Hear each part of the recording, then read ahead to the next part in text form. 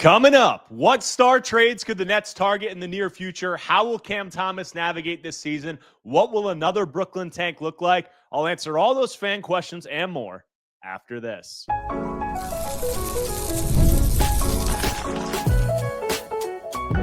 You are Locked On Nets, your daily Brooklyn Nets podcast. Part of the Locked On Podcast Network, your team every day. Welcome in to the Locked On Nets podcast right here on the Locked On Podcast Network. It's your team, the Brooklyn Nets, every single day. I'm Erik Slater, Brooklyn Nets beat reporter for ClutchPoints.com. Thank you for making me your first listen of the day. This show is 100% free on all those great platforms. This episode is brought to you by Monarch Money. Take control of your finances with Monarch Money. Use code LOCKEDONNBA at monarchmoney.com for 50% off your first year. And on today's show, it's Fan Take Friday. I took questions and takes from listeners on a wide range of subjects, including star trades, Cam Thomas, rebuild strategy, and more. So let's get right into it.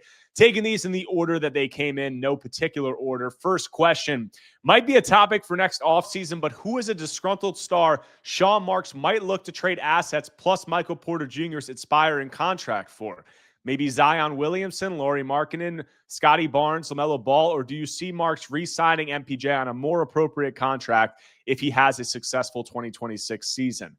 It's kind of just tough with the star trade conversations. I get so many questions from fans about it because it seems like there's obviously a eagerness for the Nets to get back into that conversation because fans want to see relevant basketball, exciting basketball. They want to have a player like that who they can latch on to. And right now, I'm just not sure that I see anybody, as a clear target for them. Like I went through the Zion Williamson question on my last Fan Take Friday, and I said that I just don't think that he's a Sean Marks guy. Like, could he be available for trade? I think that's pretty realistic. Would the Nets be a team that could be in on him? Maybe they'll check in, but just the issues that he's had on and off the court from a durability standpoint, from a commitment standpoint, from some of the controversial, things that have, come up or embarrassing off-court things that he's had to deal with.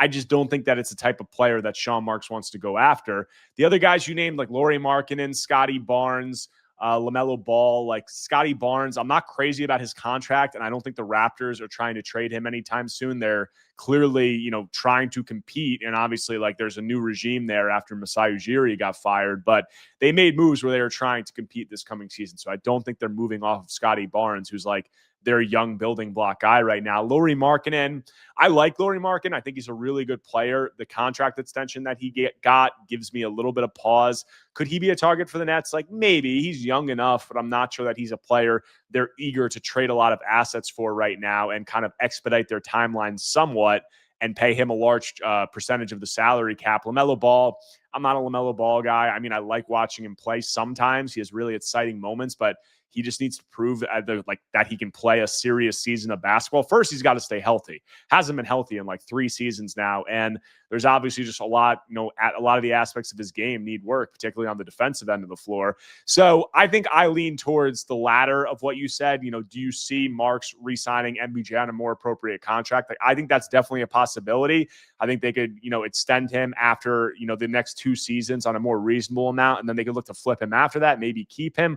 Or they could just look to flip him as an expiring contract. There might be a team who's looking to clear money off their books. There might be a team that has some legitimate interest in him where the timeline, works out a little bit more there. Or if we are going to talk about as a disgruntled star, and this, factors into the next question, so I'll take the next question here. If you could realistically target one player to establish Jordi Fernandez's philosophy on this team, who would you target and what would you trade to acquire him? It's kind of a loaded question. And if you're saying a player who's going to establish, or like solidify Jordi Fernandez's philosophy and the way that he wants to do things, like I would assume that would be a star player and not just like a middling guy. So, if we're talking about what disgruntled star might become available, who I could see the Nets targeting, what, player could establish a, philosophy and a culture under Jordi Fernandez here, I'd say, continue to say that Giannis Antetokounmpo is the guy who I could at least talk myself into and who makes the most sense for the Nets, at least from the perspective of if you're going to push your chips in, if you're going to expedite your timeline, if you're going to do some of these things, Giannis is at least still a top 3-4 player in the NBA. And if you're talking about stars who could realistically be available, like I think Giannis is going to be on that list because while he committed to the Milwaukee Bucks for the start of this season. That's just not a good situation, in my opinion. I don't think they have any chance of actually contending this coming year. And they just kind of blew up their future to, waving and stretching Damian Lillard. I just thought it was kind of an asinine move, in my opinion, to bring in Miles Turner, who I like as a player, but is he going to put them over the top? Would I have done that after what he showed, in the finals against the Oklahoma City Thunder? No. And I just think it's a desperate move. They're obviously trying to get Giannis to do anything they can to try to convince Giannis that they're all in on, making it a better situation for him. But I just think that situation's cooked, and I think he could be available. And if you're talking about a player who you could at least, there's a rhyme and a reason and a logic of pushing your chips in, even if I don't think it's the best path for the Nets, Giannis Antetokounmpo is still a top 3 to 4 player in the NBA who is in his prime, although getting to the latter stage of his career. So that could make some sense, in my opinion. Next question. Do you predict the Nets will do a better job at tanking this year compared to last? I do. And, I've voiced my gripes with how the Nets went about their tank last season, them holding on to some of their veterans into the year, not really going all in on the tank, it seems like, until pretty much the very end of the season when it was all said and done. And maybe it wouldn't have mattered because maybe they were never going to finish ahead of teams like the Utah Jazz or Washington Wizards or whoever else you want to say. But they could have done a better job with it last year, in my opinion. They could have showed a little bit more urgency. And I think that they've already taken steps that tell you that that's going to be the case this season, whether it's, getting rid of or not getting rid of. They had, their veteran point guards and ball handlers. They obviously traded the guys they did at the beginning of the year last year, sending out Dennis Schroeder, sending out DFS. They got D'Lo back. They don't bring D'Lo back. They could have brought him back. They didn't do it. They, draft 5 players in the draft. There's obviously a youth movement there. They don't have a veteran point guard or a really proven playmaker, facilitator, ball handler on this roster. The guys that they have who are proven, shot creators and somewhat of offensive engines are Cam Thomas and MPJ. Not even really MPJ, because MPJ was mostly a spot-up shooter in Denver. It's really just Cam Thomas, who now is going into the season on a QO, which really, completely just muddies what his future with the team is going to be. And I think he could probably be traded in the middle of the year. So you're going to have a lot of time where rookie guys are handling the ball, whether it's Jaeger Dillman, whether it's Nolan Traore, Ben Saraf. There's just going to be a lot of rookie ball handling. There's going to be a lot of growing pains. And I think that in itself will lend itself to more losses and a better tank out of the gate compared to last year. Because last year they started off 9-11. That's really what killed them and put them behind the 8 ball. And then they had that stretch later in the season where they won, a few games in a row, and that really killed them. Outside of those 2 stretches, they were one of the worst teams in the league. So I think it's going to be better out of the gate this year in terms of the tank. I think that they're going to lose more games. And I also think that you have 5 rookie first-round picks who I think fans are going to be excited to watch, even if they struggle, which I fully expect them to do. There's going to be things and markers that you're looking for in their development, which is much more exciting, in my opinion, than what we had to look at last season with just a lot of guys who you knew were going to be off the team. And there really wasn't too much reason to be watching a lot of these games. Even if the Nets are bad this year, fans will have a reason to watch these games with those rookie guys playing a lot of minutes. And also, I think it'll be interesting to see how Michael Porter Jr. fits in with this team in kind of a new role. So I think more interesting storylines in this year. I think the Nets have already set themselves up for a better tank. And the biggest reason for that is they've taken away even more shot creation and just veteran semblance of, veteran leadership on offense without Dennis Schroeder, without D'Angelo Russell, and swapping Cam Johnson for Michael Porter Jr. I just think that it's going to be much cleaner this year than it was last year. Last question before we go to a break. The Nets will have $100 million in committed salary next summer. There are also very few free agents who will be truly available then. Do you think they want Cam Thomas to play this season fully healthy and then extend him using bird rights next offseason? I don't think that's the case. Am I going to say that there's 0% chance that that's the case? No, because there's definitely there could be a possibility that the Nets just didn't want to bid against themselves. Cam took the QO, and if they like what they see from him this season, maybe they could look to extend him using his bird rights. That's a possibility. I'm not going to say that there's no chance. I think it's highly unlikely at this point. I think that I've outlined it on my emergency pod after Cam took the QO and a few other times that I just don't think that the Nets are a Cam Thomas team. I think they've continually signaled that. I think comments that Sean Marks have signaled that. I think the way Sean Marks and this team drafted signal that. And I just think we're to a point now where all the signals are saying that Cam isn't the type of player and the archetype that the Nets are going to prioritize. And I think also Cam wants to have a certain role. Cam wants a certain amount of money, and I just don't think the Nets are going to give it to him. I think the relationship at this point, I'm just not sure if it's at a point where they're going to be able to move forward. And I'm not sure that the Nets or Cam even really want to. I mean, if the Nets were willing to pay Cam, I'm sure he would be willing to and he would want to. But I don't really see the appetite being there on the Nets end. So I think that Cam's going to play this season in the beginning of the year. I've said I think the most likely outcome is a midseason trade. I think that makes the most sense for both parties. I don't think the Nets will get much for him, especially considering the team who trades for Cam will go from having his full bird rights to his non-bird rights. So that team, the most they'll be able to offer him in a contract is like $7.5 million.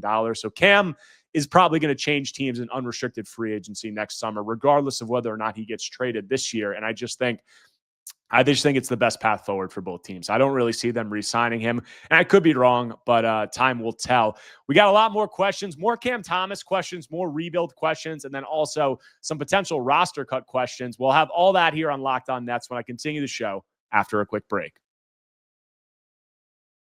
But before that, want to tell you about our friends over at Monarch Money. Guys, most people can't name all their financial accounts or even what they're worth, whether it's 401ks, properties, or investments. And when you don't have the full picture, you can end up leaving money on the table. That's why there's Monarch Money. It's an all-in-one personal finance tool that brings your entire financial life together in one clean, easy-to-use interface on your laptop or your phone. Guys, Monarch is built for people with busy lives. If you've ever put off organizing your finances, Monarch is for you. Monarch does the heavy lifting for you. You can link all your accounts in minutes, see clear data visuals, get smart categorization of your spending, and finally feel in control of your money without ever touching a spreadsheet. Guys, you ever think you were saving a certain amount and then realize you're coming up well short? Monarch can identify why. It helps you notice an inefficient investment allocation and discover forgotten 401ks from past jobs. It can help you maximize investments, increase your savings rate, and easily review finances with your partner and or financial advisor. It can help you keep a clear view of your financial health week to week and long-term. Guys, don't let financial opportunities slip through the cracks. Use code LOCKEDONNBA at monarchmoney.com in your browser for half off your first year. That's 50% off your first year at monarchmoney.com with code LOCKEDONNBA. Coming back from the break here on Locked On Nets on this Fan Take Friday, rolling on through more of your guys' questions and takes. Next one, what is the possibility of Cam Thomas having his minutes cut in Brooklyn? If so, how long before it becomes a distraction for this Brooklyn Nets team? This is going to be, one of the top questions for me and storylines entering the year, because I think it goes without saying that Cam Thomas isn't happy about having to take a 1-year, $6 million qualifying offer. And I think it kind of goes without saying also that the Nets have far less incentive now to feature him and give him a featured role than they did before. I mean, I've said, I posed the question on my emergency pod with Mike Scotto, what is the Nets' incentive to play Cam Thomas this season and feature him ahead of some of the rookie guys and other young players that they have? And the only one that I could really come away with is to trade him and just try to build his value up a little bit and trade him at the deadline. But this is a player who hasn't had any trade value up to this point in his career. He's truly a rental if a team does trade for him this summer or this season, midway through the year, because they're going to have, his non-bird rights as opposed to his full bird rights. I went through that before. So they can't really extend him at the number that he's going to want. So really, if a team trades for him, it's a rental. Could I see a team being interested in that? Yes, because there are some teams throughout the year, playoff teams or teams trying to fight to get into the playoffs, who have a need for bench scoring, have a need for shot creation and all that. So I could see a team being interested. But outside of that, and I don't even think building him up to trade him for any realistically good return is that much of a possibility. The only other incentive I could maybe think of is Yegor and some of these rookie ball handlers having some shot creation alongside them so they don't have to shoulder such a heavy burden. But is that necessarily even the best thing for their development? Because that Cam Thomas wants to get his shots up at a extremely high rate. I don't know. So I don't know if the Nets are going to cut Cam Thomas's minutes right away. I think they'll feature him initially, but as the season goes on, I think it's going to be harder and harder to justify playing him over these young guys when, to me, it seems pretty apparent that he's going to be gone after this season. So I think there's a decent chance he could have his minutes cut at some point as the year progresses. How long before that becomes a distraction? We'll see. I mean, we'll see what Cam has to say. Cam's outspoken. He's not worried about voicing his opinions. And sometimes that's a good thing. Sometimes it's a bad thing. So we'll see how it plays out, but it's definitely going to be interesting to monitor. And another storyline that Nets fans should definitely be following. Another Cam Thomas question of a similar ilk. Will the Brooklyn front office allow Cam Thomas to be mic'd up for media day, given how bad the relationship between him and the front office has gotten up to this point? I wouldn't say that the relationship between the front office and Cam has gotten bad up to this point. Like, I just think that he wanted to be paid a certain amount. They didn't agree. They offered something and he didn't take it. Like, that happens all the time in the NBA. That happens in every business, with all kinds of different jobs. People have disagreements about that. Do I think that Cam and the Nets front office is like a match made in heaven? No, but I think that, they're on, like, I don't think they're on the worst terms ever, probably. What are the chances that they give him a mic at media day? I think pretty high, because the players who are on the roster have to talk at media day. And I think that that is going to be the case for my sanity. I hope that that's the case, because he's one of the most compelling players on this Nets roster in terms of fan appeal. So I'll definitely want to talk to him at media day. And also, the Nets re-signed him. They posted like the graphic, the highlight video, and all that. So, like, I do think they're going into this season trying to act as normal as possible. So, yes, I think Cam Thomas will be talking at media day. Next question. Do you think Day'Ron Sharpe, Nick Claxton, and or Cam Thomas will be traded before the deadline this season? Interesting question. Between the three of those guys, if I were going to go in order of likeliest to least likeliest to be traded, I think I would go Cam Thomas first, Nick Claxton second, and then Day'Ron Sharpe third. And I've outlined why I think Cam Thomas is, it could be trending towards a trade for him, just with him signing the QO, with him signaling that he's probably moving on after this season, and with the Nets just probably trying to find, any value they can for him, even if it's just like a second round pick or something, and him probably wanting to get to another situation that might have more incentive to utilize him. Second, Nick Claxton being just, I think the timeline, he's going to be 27 years old this season. Definitely young enough to be a part of the next iteration. Definitely a good basketball player. The Nets could definitely look to move forward with him.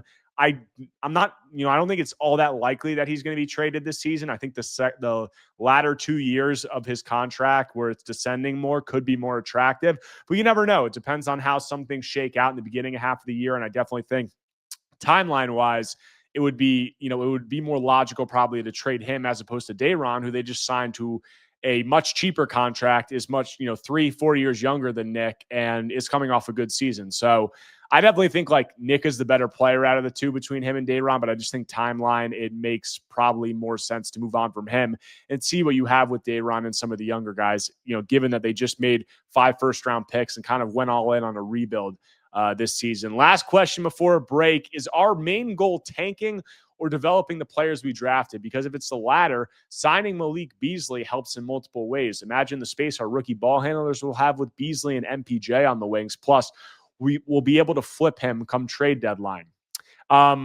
I think the main goal is tanking and developing the players that the Nets drafted this coming season. The Malik Beasley thing, I brought it up on my last pod because I said, the Nets are going to be around $7 million below the salary floor with Cam Thomas taking his QO, and they can fill that by trading for somebody, by signing free agents. I mentioned Beasley as one of the guys who's still available. Do I think that that's likely? No. I think if that was going to happen, it probably would have happened up to this point. I know that, there's the whole gambling investigation going on with him that could slow things down, obviously, in his free agency process. But I'm just not sure, it makes all that much sense for the Nets. I don't really think it makes much sense for the Nets. I understand what you're saying. They're having better spacing, having a player like Malik Beasley alongside MPJ on the wings, just giving, better shooters alongside a guy like Yegor Dioman. It would definitely give him, more space to operate in the pick and roll, more space to get downhill. Same things with Traore and Saraf and those guys. So I understand that. I do think Malik Beasley is a very good player, though. I think he was second or third in the Sixth Man of the Year voting last year. Do I think that he's going to elevate the Nets a crazy amount if they signed him?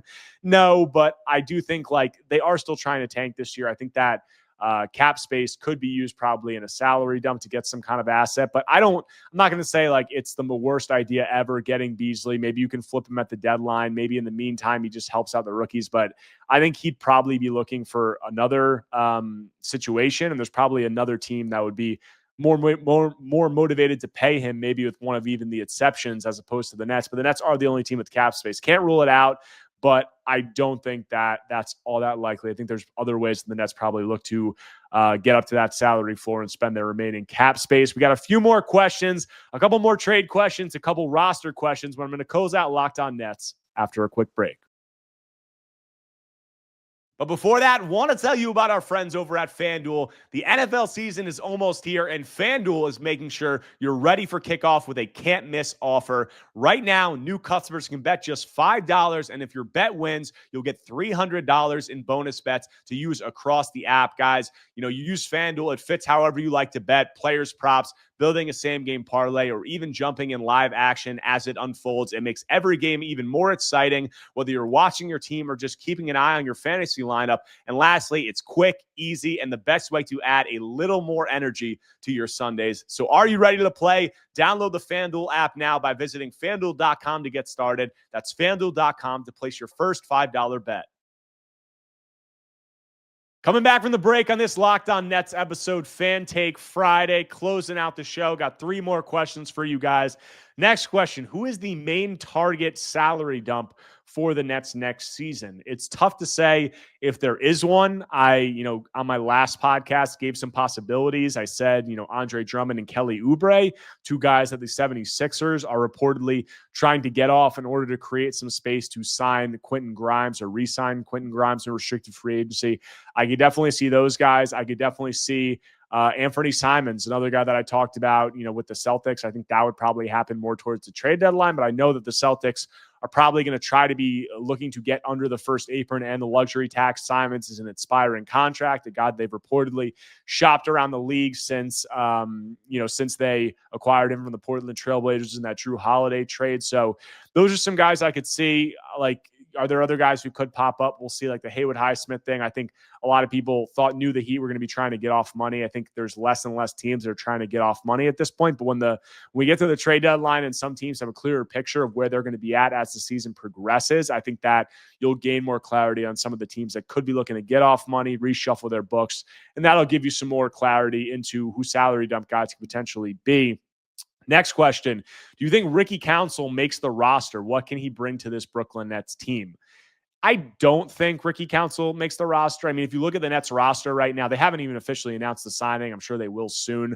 But if you look at the Nets roster right now, they have 14 guys who are pretty much definitely going to be on, and it's only one more spot left. And you look at the competition for that last spot, it could be fierce because you have guys, obviously, like Ricky Council signed. You have Keon Johnson, Jalen Wilson, Drew Timme, Tyrese Martin. That's 4 guys, all who I think have positives and negatives that are going to be competing for that final spot. And even still, the Nets need to get up to that salary floor. So they could fill that spot with a salary dump, and none of those guys could make the roster. So we'll see. I mean, if they were to sign Ricky, or if they were to, bring Ricky Council into the season, or they could even sign him to a 2-way contract, what can he bring to the team? I mean, he's he's a guy who has some ball handling and some shot creation ability. He has a lot of athletic pop. I think that's the biggest thing. He can run the floor. He can, get up off the floor defensively. If he buys in, I think he would have some ability to, squeeze driving lanes and passing lanes and maybe pressure the ball. And I just think there's potential there with the athleticism, but he hasn't been a 3-point shooter at any point in his career. I think the decision-making offensively has a long ways to go. Maybe the Nets see him as a guy similar to the Keon Johnson mold of a really good athlete who's had some flashes in the past. They think maybe they can get him more to tap into his defensive upside and his defensive potential and use those gifts and then see if the offensive stuff can come along. Maybe, but I'm not all that high on Ricky Council. I mean, he had an expanded opportunity with the 76ers last season. He didn't really do much to take advantage of it. They waived him. So I understand him as a flyer, but I don't think he ultimately makes the roster. Last question, similar mold. Which non-guaranteed players do you see returning as a Net? I've talked about this in the past, but since then, the roster spots are just becoming more few and far between for this Nets team. And I just said, there's really one spot for these non-guaranteed guys at this point. There could be none if they bring in another guy, via trade to reach the salary floor. But of the guys that I think the Nets would be prioritizing, Keon Johnson had the most expansive role out of all those guys last season, so he's an easy one to say. He's the youngest of the group. I think he probably has the most upside. Ricky Council, also younger. Maybe you can make an upside case there. I like Drew Timme the best. I would like to see the Nets bring him back. I just think that he is, has really performed well at every step of his basketball journey. And although there's clear limitations from an athletic standpoint and what he can do at the center position, I just like him as a player. I just think he has the most talent and the most feel for the game out of this group. So he's the guy I would like to see. But I'd say, if I was going to guess, Keon Johnson, Jalen Wilson, Drew Timme, like those three guys are probably at the top of the list. And we'll see who, maybe it comes down to how they perform in training camp. Maybe it comes down to, what the Nets do outside of those guys in terms of roster moves. And some of those guys can re-sign the two-way contracts if they're waived. So we'll see how it plays out, but definitely going to be an interesting competition at the bottom of the Nets roster. But that's all the questions and takes that I got on this Fan Take Friday. Thank you to everyone who submitted and continues to participate. I've really enjoyed doing these mailbag episodes and getting to hear what you guys have to say and, answer some of your questions. But that does it for this episode of Locked On Nets. If you do not already, subscribe to the show on YouTube and wherever you get your podcasts, whether Apple Podcasts or Spotify. If you have a second, smash that like button if you enjoy the content. Leave a comment. Anything you can do to engage is much appreciated. We got a lot more Nets talk coming up. Training camp around the corner. I'll have coverage of all that and more when I'm back on Monday talking more Brooklyn Nets basketball.